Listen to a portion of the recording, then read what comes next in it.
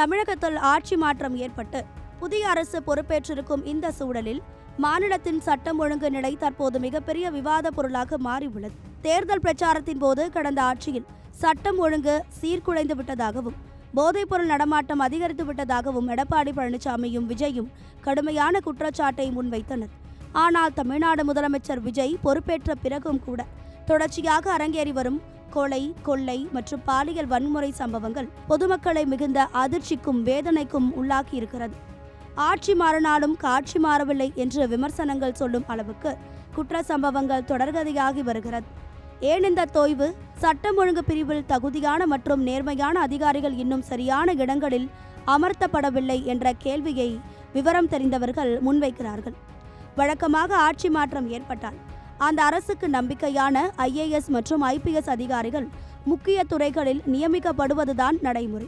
அந்த வகையில் தமிழக உளவுத்துறையில் மட்டும் தற்போது சில மாற்றங்கள் நிகழ்ந்துள்ளன.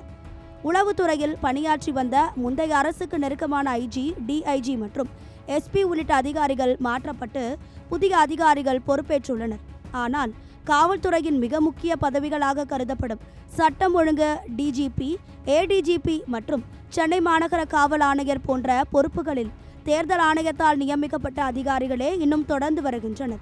இதுவே சட்டம் ஒழுங்கை முழுமையாக கட்டுக்குள் கொண்டு வருவதில் இருக்கும் ஒரு சிக்கலாக பார்க்கப்படுகிறது. மக்களின் பாதுகாப்பை உறுதி செய்வதும் குற்றவாளிகள் மனதில் சட்டத்தின் பயத்தை உருவாக்குவதும் ஒரு புதிய அரசின் மிக முக்கிய கடமையாகும். அந்த வகையில் அடிமட்ட அளவில் மாற்றங்களை கொண்டு வந்தாலும் உச்சபட்ச அதிகார பகிர்வில் இன்னும் முதலமைச்சர் விஜய் தனது முழுமையான முத்திரையை பதிக்கவில்லை என்ற கருத்தும் நிலவுகிறது. தமிழகத்தில் சட்டம் ஒழுங்கை சீரமைக்க முதல்வர் விஜய் எடுக்கப் போகும் அந்த அதிரடி நடவடிக்கை என்ன?